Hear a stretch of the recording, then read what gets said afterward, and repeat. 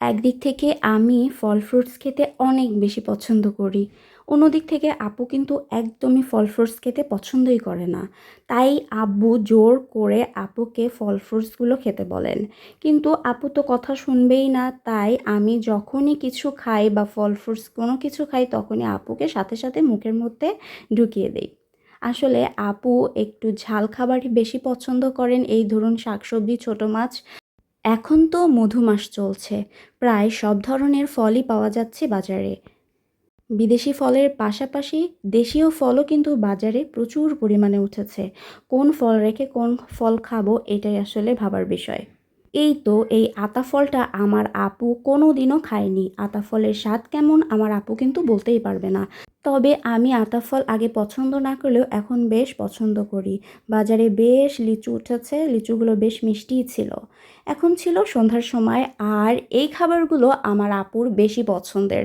আপু ফল ফলসি পছন্দ না করলেও এই রকম পুরি, সিঙ্গারা, সমুচা এগুলো খেতে আপু বেশ পছন্দ করে।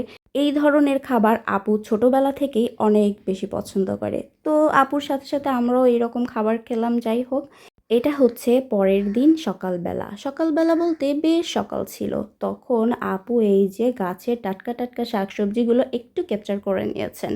এই যে দেখেন পুঁই শাকগুলোর পাতাগুলো কত বেশি বড় হয়েছে। আমার আম্মুর এইরকম সবজির বাগান করতে অনেক বেশি পছন্দের। শখ করে আম্মু এই যে এরকম সবজি বাগান করেন। আসলে খাওয়ার মানুষ না থাকলেও আম্মু এগুলো রোপণ করতে খুব বেশি পছন্দ করেন। এগুলো একদম সার পদার্থ ছাড়া। এগুলো রান্না করলে কী যে মজা হয়! এই যে এটাও আপুর অনেক বেশি পছন্দের খাবার, পুঁই শাক চচ্চড়ি। আর এটা হচ্ছে দেশীয় জাম, যেটা মাখিয়ে খেতে আমার অনেক বেশি পছন্দের। আমার আপু আবার এই যে কোনো জিনিসই মাখানো খেতে পছন্দ করে না। যেমন আম, জাম এগুলো যদি হাতে মাখিয়ে আপুকে খেতে বলা হয়, আপু কখনোই খাবে না। তবে আমার কাছে একটু কাঁচা মরিচ, সরিষার তেল দিয়ে এরকম টক খাবার যদি হাতে মাখানো হয় তাহলে আমার কাছে বেশ ভালো লাগে।